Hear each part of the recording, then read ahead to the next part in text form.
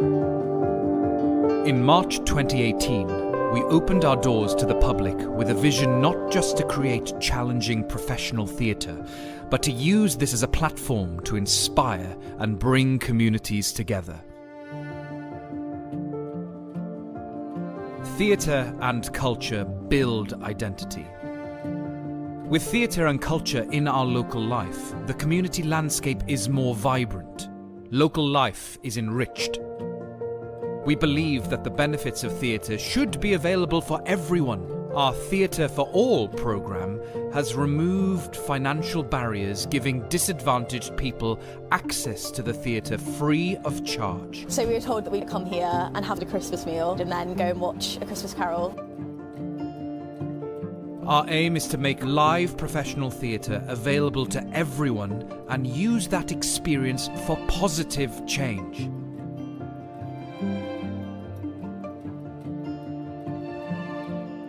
Theatre can be transformational in young lives. Our academy is now in its 4th year, and we continue to build on our vision of bringing the best performing arts tuition to the heart of the Cotswolds. We work hard to make our academy as inclusive and as accessible as possible. Discounts apply for parents with more than one child. Our bursaries help support talented children from less affluent backgrounds. The Academy creates a fun and challenging environment where children can build friendships and develop key skills not just for theatre, but for life. We are also able to provide real opportunities for students who wish to pursue careers in the arts. My name is Harry Apps. I am currently playing Marius in Les Miserables in the West End. Barn outreach and learning programs engage with thousands of people. Our free workshops support the drama curriculum in local schools.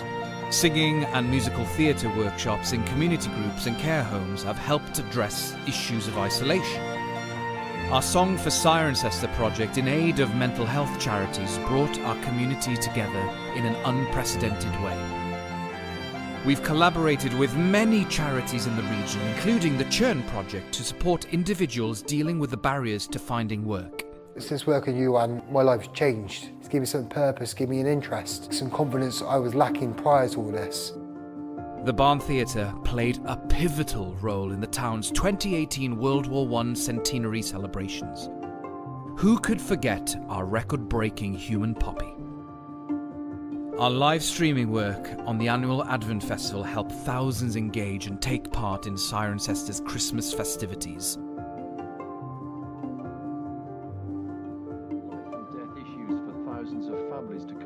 In these times of uncertainty, we strive to keep the community together. The theatre may be temporarily closed, but our commitment to you goes on. Even now, our amazing costume department are helping the NHS by making scrubs for frontline workers. We've used our technology to build a free live streaming service that provides much needed community news and entertainment for all the family, broadcasting every day to keep us all connected. We are not just a theatre. We are the Barn.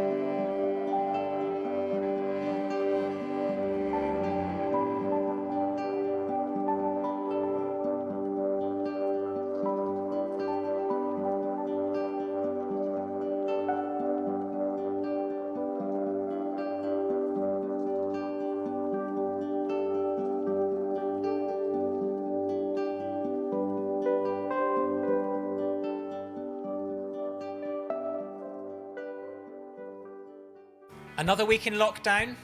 This is Cotswold District Council Live.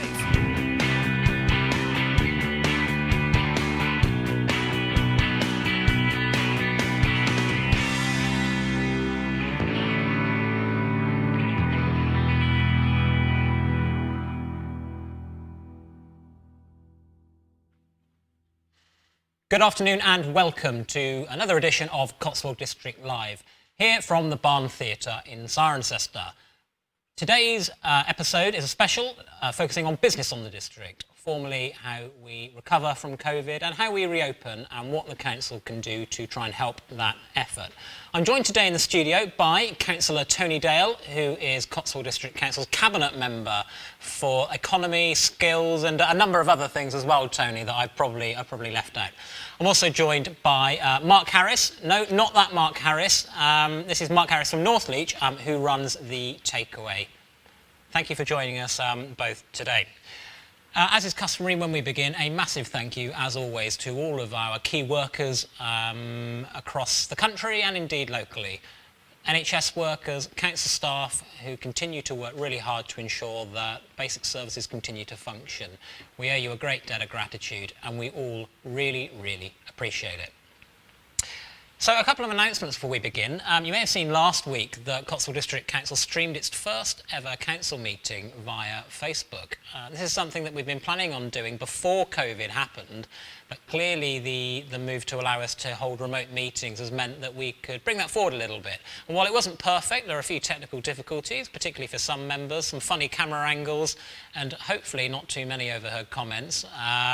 It went pretty well. So we're really keen at the District Council that the public can engage in the democratic process and, more importantly, witness what is happening, witness the decisions that are being made on their behalf. So thank you for joining us for that. It went successfully, and keep an eye out for future meetings. Planning committee next week. Exciting stuff.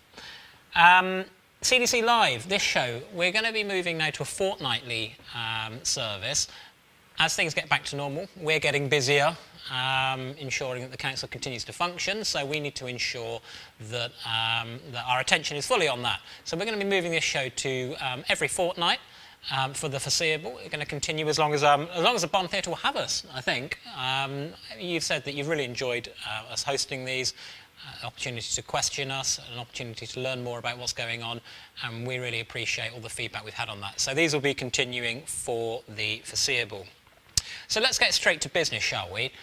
Right across the country, in the news, people are talking about reopening. As restrictions ease, businesses are able to reopen. Those that are closed are able to reopen their doors and provide a service they were providing before, be it in a slightly different format more often than not. So today's episode is going to focus on our work with businesses as we seek to safely reopen town centres from the 15th of June. We're currently developing a number of schemes that we hope will attract trade back into the town, and we're going to have a discussion about that now. And importantly, enable shoppers and anybody in our town centres to move around safely and freely, and that we, as far as we can, we abate any risk to people, particularly picking up the virus. We want to ensure that while community transmission is very low, it stays that way. That is the number one priority. And we're also working with our colleagues at the town and parish councils across the Cotswolds and also at Gloucestershire County Council to see how we can enhance the environment and really get a better environment for people to shop in and to spend time in our town centres. So I'm going to pass over now to Councillor Tony Dale. Tony, what have the District Council been doing in this regard and what do we plan on doing? Over to you. Well, thank you. I mean, I think for me, the priority has been about getting all our businesses back up and running as safely and quickly and effectively as we can. You know, the key priority has always been to open safely, to protect lives, to protect livelihoods. But one of the most important things when we reopen is that we make this experience as rewarding and enjoyable and safe as we can as businesses get back into the swing of operating in the Cotswolds. I'm really keen that businesses that have been stalled for a number of weeks now get back into the groove. So what are we doing? First thing is we are looking at the toolkits that we can give to businesses.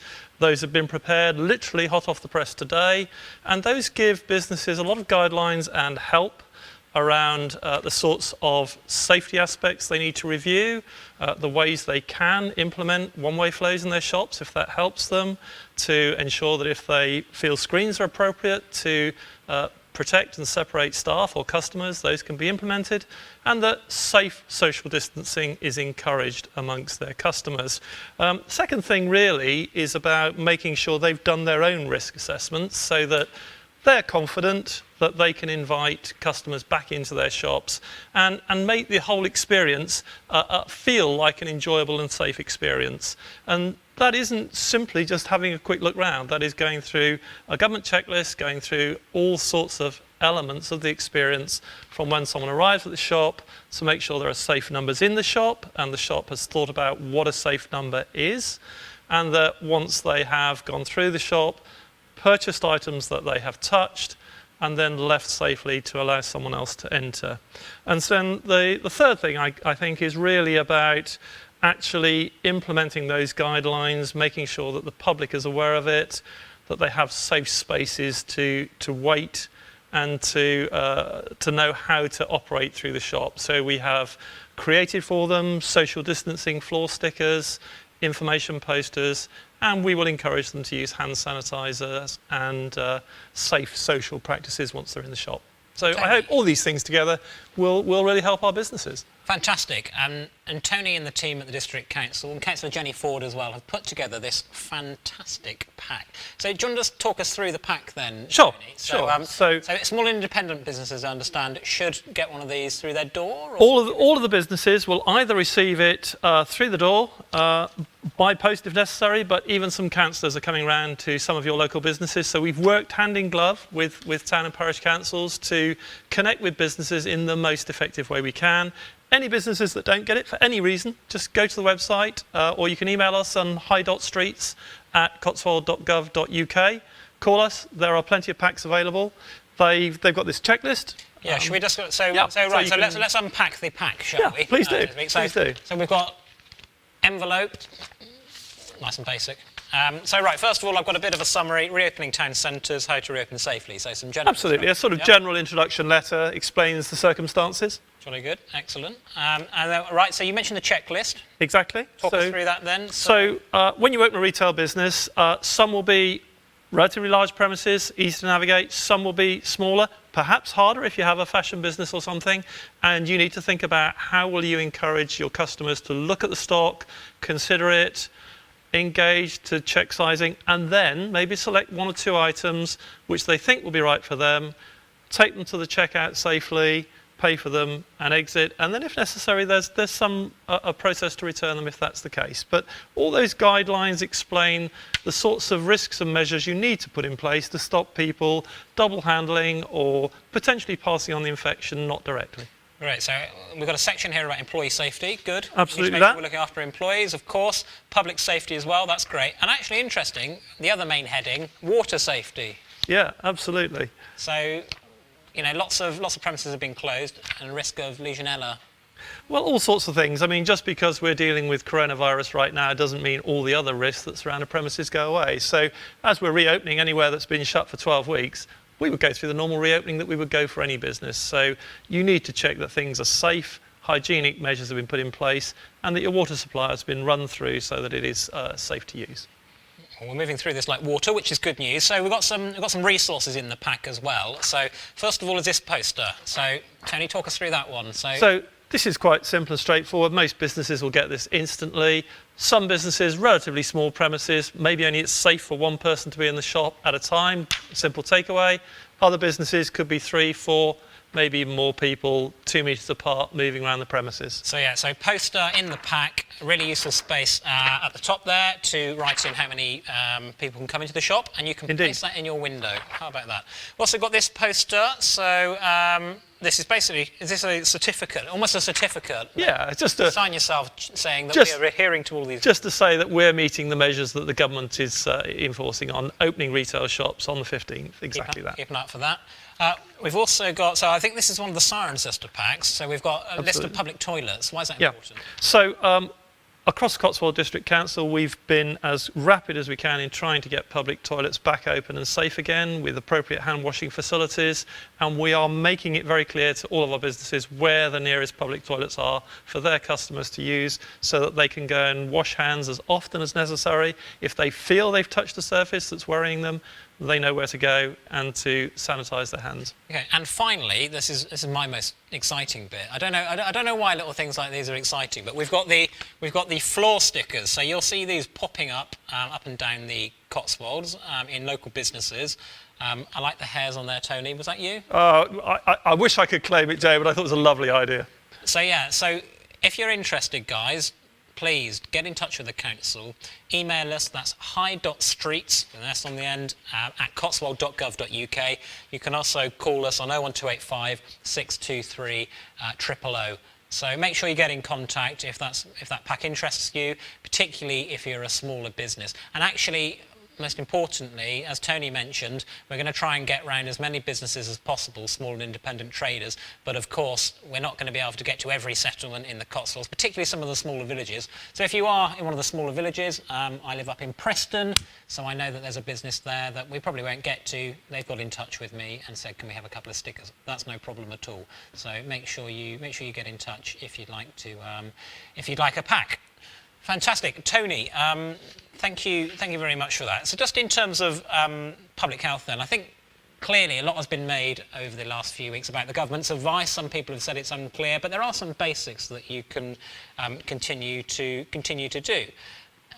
There's been a lot of debate, hasn't there, about face masks, and we've all been presented with them. So our fantastic comms officer, Ollie, I think his mother is making face masks. So look, we're all sorted. Look, come on guys, get yours on. Look at this. So we're all safe. So if you see us on public transport, we're not very menacing people. But yeah, fantastic. A shout out to Ollie's mum there. Good work. But yeah, face masks on public transport, they are going to be compulsory from the 15th of June. So if you are going to be using public transport to get to work, then please ensure that you do that. And actually, it's probably best, particularly at this time, if you're going to be out and about, just for an element of added safety, if you've got access to a face mask, it's probably wise to wear one. Important thing to say though, that is not a substitute for social distancing at all. And actually, our advice to residents as a council is, if you can stay at home, if you can work from home, make sure you continue to stay at home. That's really, really important. So, Tony, we've been having a lot of discussion internally, haven't we, about what we can try and do as a council to improve the high street, how we can make it a bit more of an easier navigation for pedestrians and cyclists in particular, but also how we can allow, particularly restaurants when they get to opening, to be able to spill out onto the pavements. Can you just give us a bit of a run through of what have we got? What are we cooking up? What are you and Rachel, our cabinet member for the environment, for our climate change? Sorry, what are you looking at? So we've been doing a lot of consultation on this. I don't think we claim that we own all the great ideas for this. We've been talking to local town and parish councils. We've been talking to businesses. We're very interested in what hospitality has to say to us.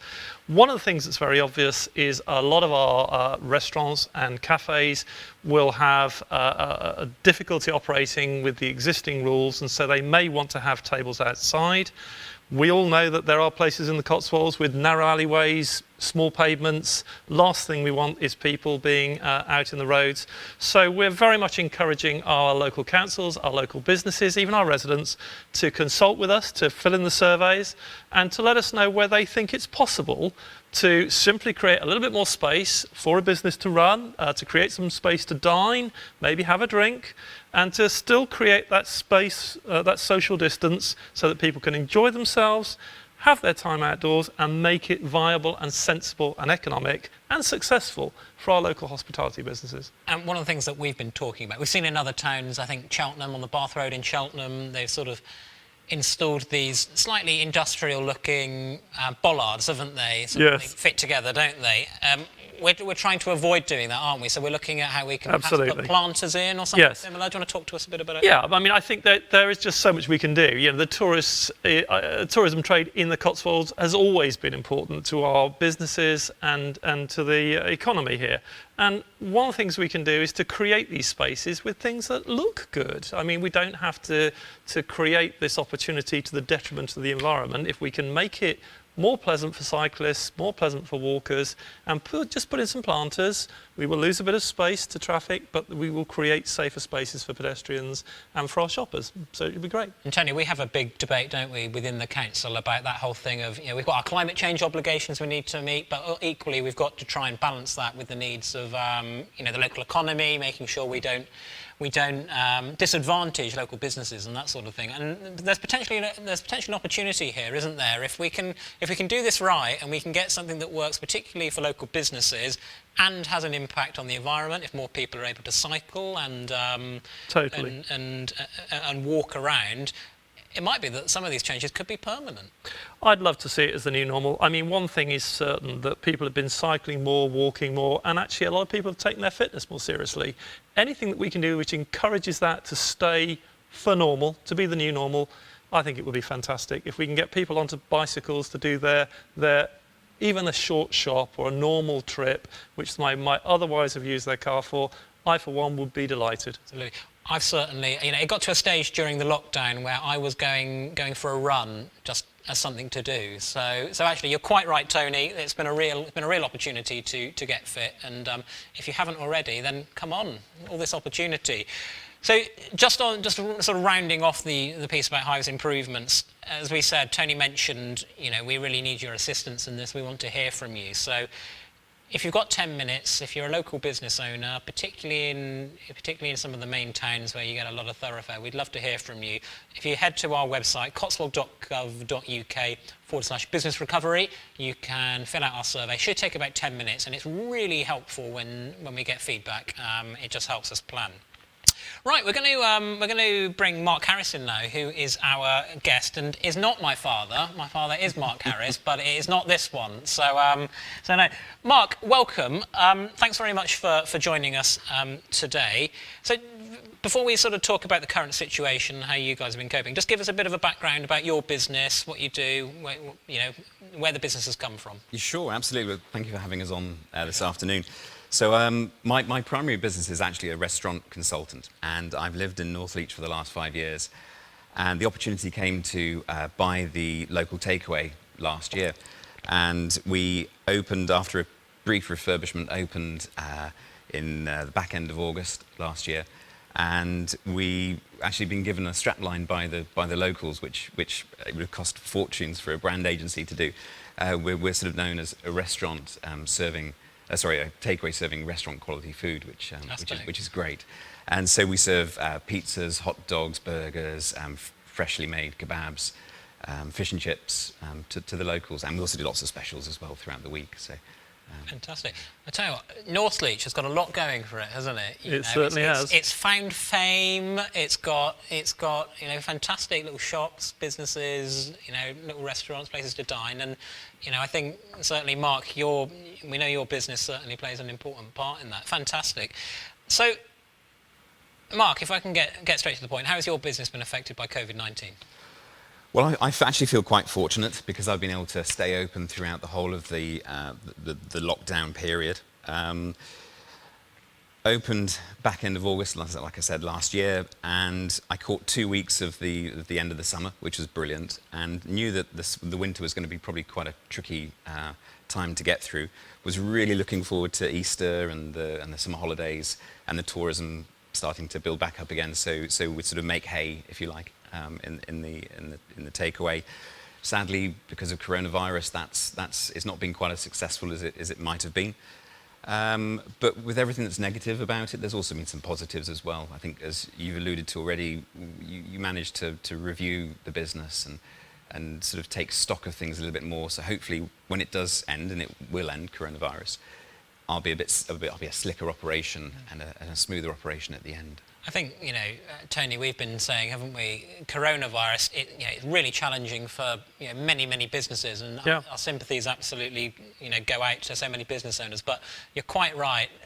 If you can survive coronavirus, you're probably doing pretty well, aren't you, going forward? The reality is you look at food stores and they've done fantastically well. Even some farm shops have had trade far beyond what they would normally expect. On the other hand, I know from experience in Northleach, somewhere like the Ox House, which was a thriving social hub, you certainly couldn't get more than 2 centimetres social distancing in that. Right, yeah. They've got to look in the future at how they can use pavement space, outdoor space, and still try to do everything they can to retain that sense of hub vibrancy. It's important for the communities. I guess a lot of businesses have been there before. I remember back in 2008, in the last financial crisis, stood on a tube platform in London, thinking this is a disaster, this is a nightmare. This is just terrible. But you find ways around these things and you adapt to where you are. So on that theme, how have you adapted to the crisis? And adopted perhaps new ways of working? Yeah, well, because of my other businesses has sort of plummeted and dropped off. I'm working in the shop non-stop now, which is great because it brings me much closer to the business. I had to let a couple of the agency team go, so I've only got one chef that works with me now, and we've adapted the menu a little bit. We've brought in specials. At the beginning of the coronavirus, it was still quite cold, so we introduced meals a meals at home range for people, so they could collect meals from us, reheat them at home, and have a good meal at home. And I guess we've adapted by our working practices as well. Just thinking about how we move around the shop, how we do things, timing of prep, mise en place in the morning, for example, and things like that. So, yeah, we've sort of worked around things as much as we can. And thankfully, I've got, as Tony sort of knows him quite well as well, Norbert, my chef who works with me, he's a really, really sensible, commonsensical chap. So he's been a rock during it all as well. Yeah. Shout out to Norbert. Shout out to Norbert, yeah. And what sort of challenges do you foresee, for all businesses in the Cotswolds sort of on the horizon? Clearly unprecedented times, as you mentioned, another financial crisis looming. What challenges do you sort of foresee? Well, certainly from my point of view, it all boils down to the profit and loss account. Does that bottom line make sense? Are we going to be able to get the volume of people that we need to keep the businesses trading? And if you think about just some of the small shops, whether it's fashion industry, whether it's just the wine shops, for example, are we going to continue having enough people to come through the towns and villages to be able to make that profit and loss account, that bottom line work for people? I think that's a really interesting point, isn't it, yeah. Tony? We're constantly talking about sustainable tourism, aren't we? And I think certainly in the last decade or so, we've, in places like Bourton-on-the-Water in particular, we see all this tourism, don't we? We see busloads of people coming in, they stay for about, an hour, maybe buy, I was about to say buy some tat, that would be very unfair, but, buy touristy sorts of bits, don't they, that don't really, great for the small local business, great, but they're not staying in the area, and that's the key thing, isn't it? They're not staying in the area and spending their money at pubs and... Yeah, I think there's almost like a sort of phrase I would have, which is more slow as you go. I think there's something about actually some of us have adopted and adapted to a slower pace of life, and if we can do more of that by walking around our beautiful hills, cycling between venues, and then when we get there, pausing long enough to enjoy them. And there are some great artisan businesses even in in Bourton. The Bourton Bakery is exceptionally good. It's a local business. It's supported by local people, huge amount, and yet it attracts huge amounts of tourist trade as well. And all of these businesses are businesses that can and will thrive again in the future. And I really want people to focus on making the future world that they want for themselves around their business, what I call their lives and their livelihoods, to be rewarding, healthy and safe. And I think it's perfectly sensible to create secure, P&L effective businesses that are also socially safe and valuable. Sure. So on that theme, Mark, another question for you. Are you, how confident are you that people will be able to return to business safely? Sort of, certainly in your own instance, is that how are you sort of looking at that? Are you confident you can make it work? Yeah, I am, absolutely. I mean, I have quite a small shop. Already we have different workstations set out, and certainly in the sort of the throes of service, there's the odd time when you do just get a bit close to somebody, but we're all very aware that, and we take responsibility, certainly I do and Norbert and the other people that work in the shop, that we need to stay apart as much as possible. And I think it will be down to the business owners, the managers, to be sensible, to be cooperative, communicate well with the staff as they start to come back into the workplace. And without doubt, there will be the odd time when you sort of suddenly think, oh my word, I'm very close to this person, I shouldn't be. And you sort of adapt, and over time, it's just like everybody's adapted already to lockdown. Yeah. There will be maybe a week or 10 days, 2 weeks, where people are just getting used to that. Oh, I'm too close to this person, and then after a short period of time, it will just become normal. Yeah. I was sort of saying to a friend of mine, it's going to be really odd, isn't it, when we get back to, you know, when we are a lot freer. And I wonder how long it will be before, you know, when COVID's over, we don't have to social distance anymore. We're all stepping around each other. Certainly, you're on narrow pavement, aren't you? Where you make the effort to step out of the way. It's going to be really interesting to see how human behaviour sort of adapts to that. And equally, Mark, when you came in, it's the first time we've met. We didn't shake hands, did we? Maybe we will never shake hands again.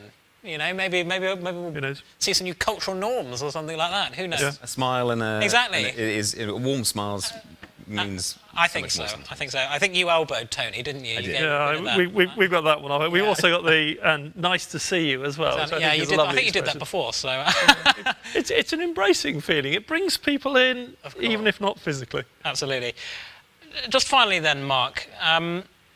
How do you think, you know, quite often as councils there's unrealistic expectations put on us as to what we can do. I mean, what would you be looking to us to do as a council? You know, obviously, Tony, the benefit of being a local ward member and the cabinet member of the economy, what do you want Tony to be taking on board and you know, saying at the council and getting the council to do for you?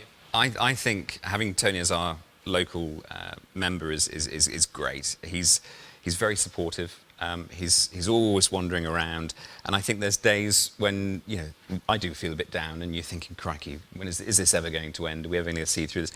And then suddenly Tony will wander up with a smile on his face and say, "How are you doing, Mark?" And you know, and actually that means so much more than throwing money at something or sort of trying to throw initiatives in. It's that sort of support, that feeling that someone's listening, which is really important. And I think there's a lot of businesses in Northleach as well who appreciate Tony for that as well, because he's always open, and not necessarily that he can actually do a great deal sometimes, but just having somebody who will listen to you and obviously will feed back to the council as a whole, to, you know, as to what locals in Northleach are feeling and thinking is really important. So I think that's big. Great, Mark. Well, thank you so much for joining us. And as I say, to other businesses in the Cotswolds, I can't promise to send Tony in and you know, cheer you up. You know, there are lots of businesses. I probably can't promise that. But things that we can do, practical things we can do. We put this pack together. You know, things like that, resources. We can, you know, get in touch with Tony.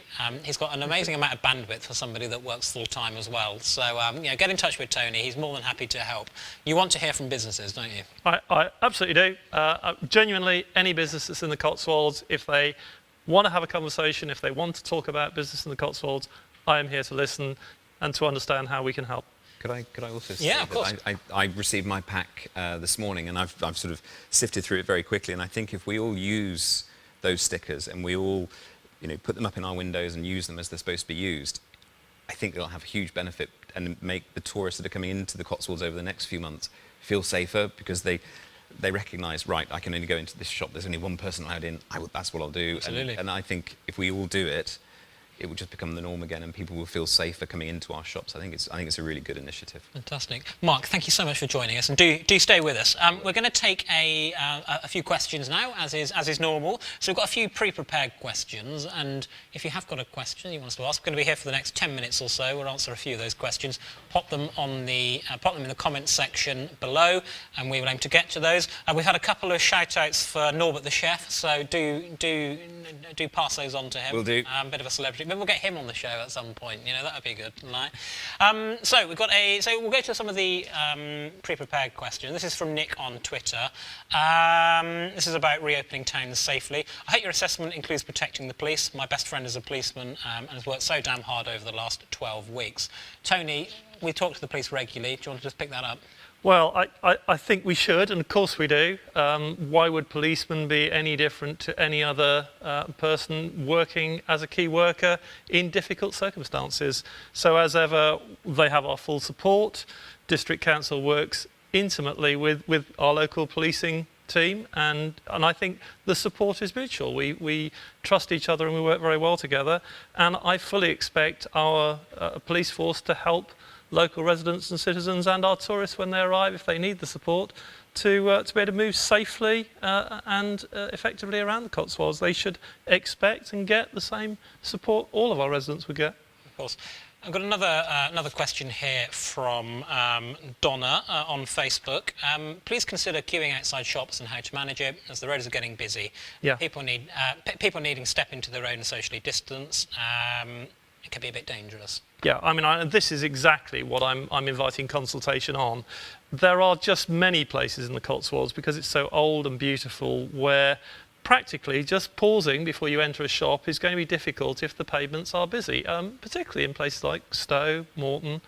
And I'm keen that we work with our local town councils and parish councils so that if we need planters, if we need safety barriers of any sort to make it safe and a good experience for customers to be able to queue safely 2 metres apart and still be able to allow others to pass by, then that is what we will do. We will do our best to help, and we'll be listening all the time. It doesn't just stop with the consultation. This will be ongoing for some time, I'm sure.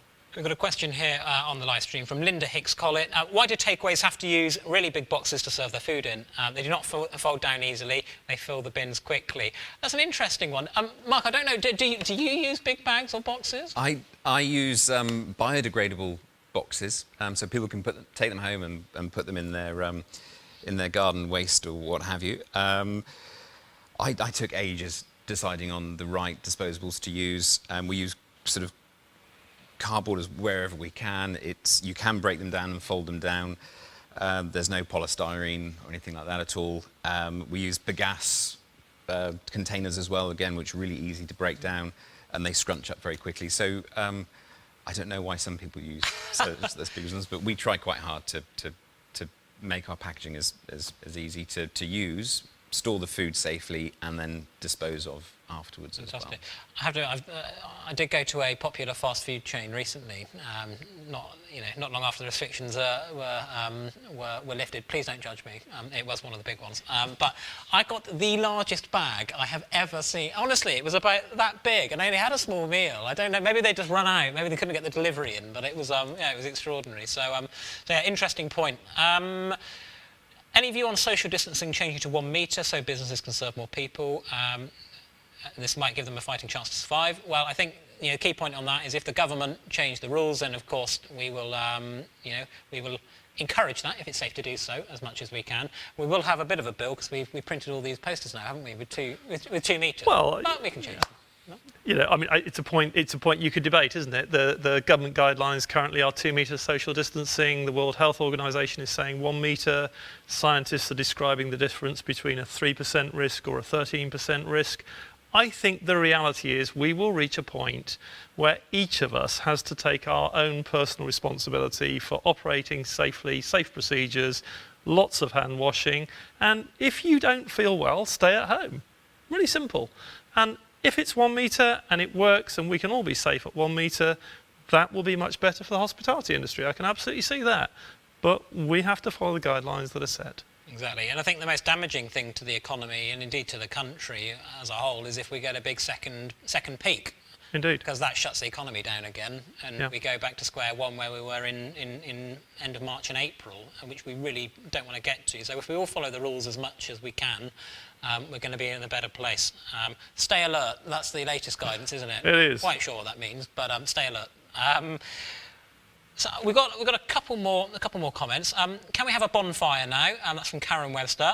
Karen, I think the guidance is we'd rather you didn't, just because a lot of people are indoors still, particularly if people have got respiratory problems. You know, it can just be an inconvenience to them. Use the garden waste service, which is now reinstated, if you can, and also get a home composter. You know, the county council subsidise them. That's a really good way of dealing with garden waste in particular. But we'd really rather you didn't have bonfires. Use the household recycling centre that's now open. I think the new booking system is working really well, isn't it? It is. It is. My wife used it the other day. Booked in, arrived 10 minutes after the booking. No queues. She was expected, and the centre itself is operating very safely. You know, cars are all an extra parking space apart. I think it's working really well. Yep. Is the council? This is again from Karen. Are the council offices now open? If not, when will they be? Well, they're open in that there are some staff in there, sort of skeleton staff, doing some sort of key work, so customer services team and other members of staff. When it opens to the public, we don't know. We are not planning on doing that anytime soon. When we get to a stage where it's safe to do so, we will of course do it. Of course, we want to make sure that the council offices are open, but it has to be safe to do so, and we have to do so in line with government guidance. So as soon as we're in a position where we're able to do that, we will of course let all residents know. Coming to the end of the time, but we can squeeze a few more questions in. This is from Anne Gollix. Hello Anne, can you give us an update of the progress of the Chesterton development, please?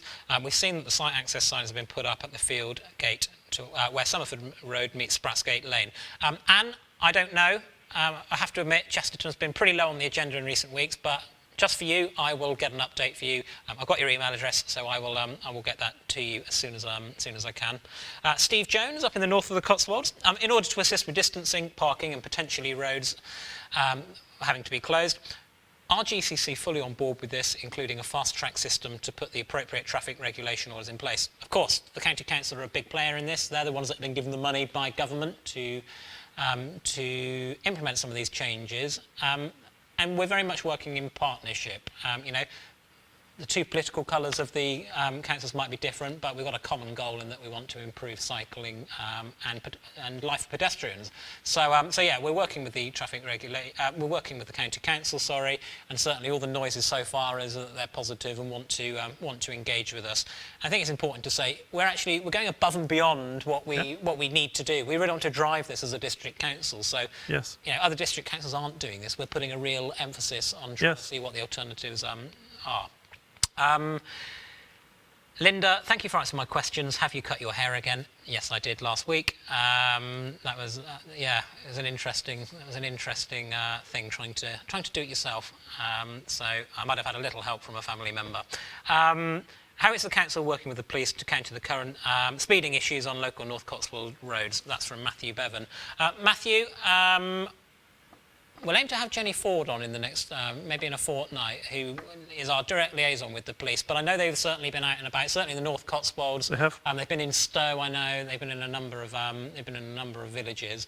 So yeah, we talk to the police regularly. We make them aware of concerns on issues, particularly around speeding. Speeding's a big issue. Also antisocial behaviour. So yeah, we're in regular correspondence, and I know they are doing speed checks. Of course, it's important to remember that, you know, the police over the last 10 years, they've been particularly hard hit by, by funding reductions. They're not the size that they once used to be, and they're not able to enforce like they did perhaps 10, 15 years ago with that proactive approach. So just bear that in mind. Hopefully that'll be rectified. Lots of new police officers being employed, but it's important to remember the sort of background to that. So yes, we have a really good relationship with the police. They work really hard with limited resources, and we will continue to pass any correspondence on. Folks, we're going to wrap it up there. Thank you to Mark and to Tony for joining me today, and thank you to all residents in the Cotswolds who have made really, really amazing sacrifices over the last 2 or 3 months. It really has been a hard time. It's taken our toll on people's physical health, on mental health, and what I've seen across the Cotswolds has been a tremendous effort to pull together to make sure that we get through this together. We'll be back in 2 weeks' time. We look forward to seeing you then. In the meantime, all the very best. Thank you very much. I hope you enjoyed today's show. To support our programme and all the other fantastic programmes and content that the Barn Theatre produce, please consider making a donation by clicking the link below.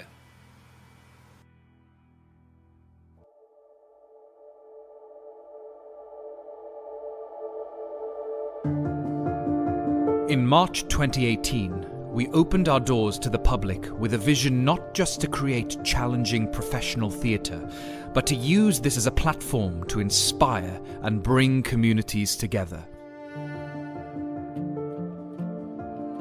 Theatre and culture build identity. With theatre and culture in our local life, the community landscape is more vibrant. Local life is enriched. We believe that the benefits of theatre should be available for everyone. Our Theatre for All programme has removed financial barriers, giving disadvantaged people access to the theatre free of charge. So we were told that we'd come here and have the Christmas meal and then go and watch A Christmas Carol. Our aim is to make live professional theatre available to everyone and use that experience for positive change.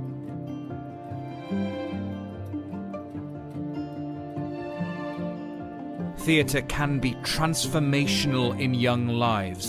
Our academy is now in its 4th year, and we continue to build on our vision of bringing the best performing arts tuition to the heart of the Cotswolds. We work hard to make our academy as inclusive and as accessible as possible. Discounts apply for parents with more than one child. Our bursaries help support talented children from less affluent backgrounds. The Academy creates a fun and challenging environment where children can build friendships and develop key skills not just for theatre, but for life. We are also able to provide real opportunities for students who wish to pursue careers in the arts. My name is Harry Apps. I am currently playing Marius in Les Miserables in the West End. Barn outreach and learning programmes engage with thousands of people. Our free workshops support the drama curriculum in local schools. Singing and musical theatre workshops in community groups and care homes have helped address issues of isolation. Our Song for Cirencester project in aid of mental health charities brought our community together in an unprecedented way. We've collaborated with many charities in the region, including the Cllr project, to support individuals dealing with the barriers to finding work. Since working with you, my life's changed. It's given me some purpose, given me an interest, some confidence I was lacking prior to all this.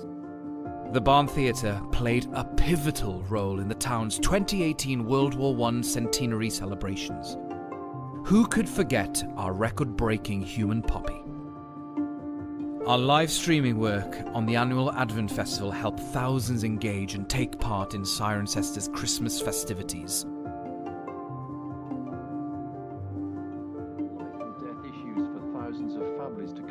In these times of uncertainty, we strive to keep the community together. The theatre may be temporarily closed, but our commitment to you goes on. Even now, our amazing costume department are helping the NHS by making scrubs for frontline workers. We've used our technology to build a free live streaming service that provides much needed community news and entertainment for all the family, broadcasting every day to keep us all connected. We are not just a theatre. We are the Barn.